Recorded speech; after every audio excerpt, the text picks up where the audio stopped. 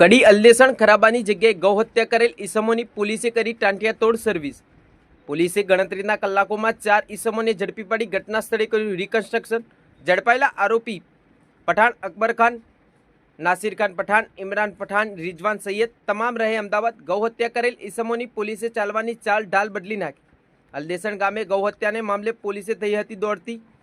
કસાઈઓ દ્વારા ખરાબાની જગ્યાએ 2 ગાયોની હત્યા કરવામાં આવી હતી। ગૌમાતા સાથે અન્યાય કરે છે તેમને બખસવામાં નહીં આવે તેવું કડી પોલીસે જણાવ્યું હતું।